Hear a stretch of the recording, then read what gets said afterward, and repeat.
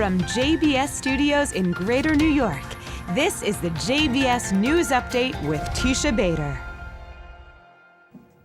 I'm Teisha Bader with the JBS News Feature Special. We begin with the visa waiver program between Israel and the U.S. that is getting closer to becoming a reality. The program would allow Israelis that wish to visit the U.S. the ability to avoid the visa application paperwork and interview and high cost for the travel visa to the United States. Israel's Attorney General Avichai Mandelblit and Deputy Attorney General Dr. Roy Schandorf recently met with their American counterparts in the Justice Department in Washington, where they agreed in principle to sign the Preventing and Combating Serious Crime Agreement, which allows American law enforcement to request information about Israelis suspected of serious crimes. That agreement is seen as a prerequisite and a stepping stone to the visa waiver program, which would likely still take 3 to 5 more years.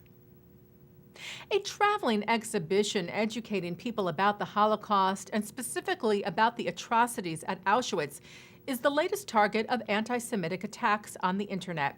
The exhibition includes objects from the Nazi death camp, and since the Spanish company Musealia advertised its inauguration on December the 1st in Madrid, a stream of online hateful comments began. Musealia said it was surprised at the amount of anti-Jewish sentiment, which includes Holocaust denial, and the company has filed a complaint with Twitter and Facebook. The head curator of the exhibition, Dutch historian Robert Jan van Pelt, said what we are doing with this exhibition is establishing the facts and putting solid evidence on display. We want to attract young people so that for 2 hours they emerge from the swamp of information they are immersed in to focus purely on that. The exhibition is co-produced by the Auschwitz-Birkenau State Museum and runs through June of next year. And a Holocaust survivor who was sure his entire family had perished was reunited recently with a nephew he never knew he had. Eliyahu Petruska is 102 years old. He fled Poland in 1939 and assumed that his whole family had been killed.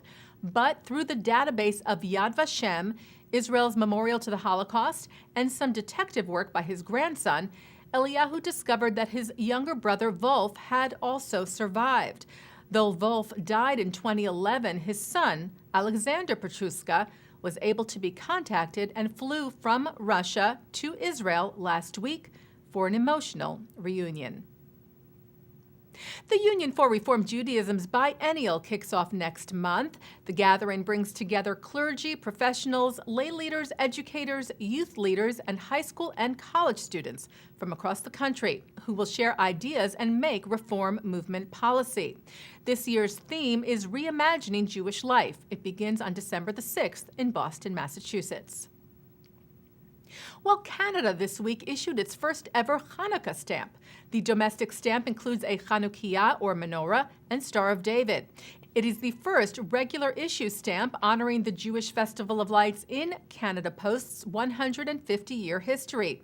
It's part of an initiative to recognize holidays reflecting Canada's highly multicultural diversity.